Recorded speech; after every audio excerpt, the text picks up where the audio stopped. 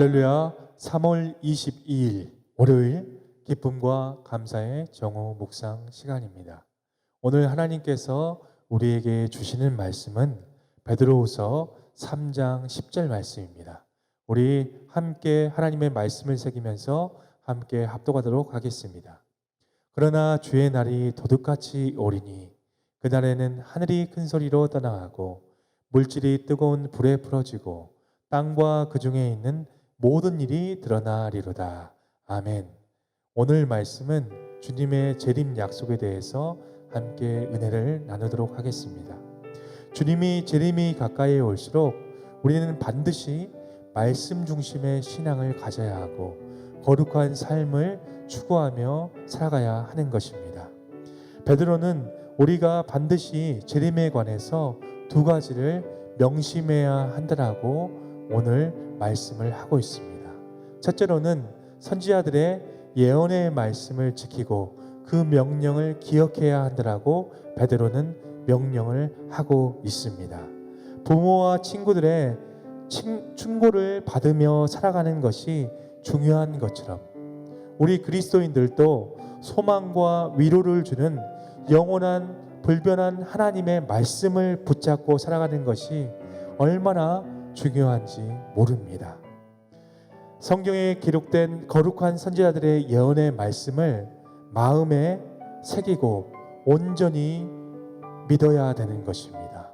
그리고 그 주신 말씀을 새기고 우리가 기억할 뿐만 아니라 반드시 그 말씀을 준행하며 실천하며 살아가야 한다는 것입니다. 이 세상의 것들이 바로 우리 성도님들을 지키는 것이 아니라 하나님의 말씀이 바로 나의 모든 신앙과 믿음과 우리 가족과 주변 환경을 지킨다는 사실을 우리 성도님들 명심하시길 바랍니다. 둘째는 우주를 통치하시고 섭리하시는 하나님의 절대 주권을 기억해야 한다라고 베드로는 말씀을 하고 있습니다.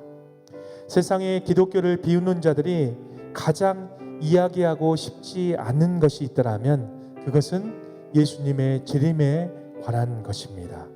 그들은 주님의 재림을 믿지 않기 때문입니다. 또한 만물이 예나 지금이나 변함없다라고 계속해서 말을 하고 있습니다. 그들은 하나님이 인간의 역사 속에 절대로 간섭하지 않는다. 절대로 섭리하는 일이 없다라고 말을 하고 있습니다.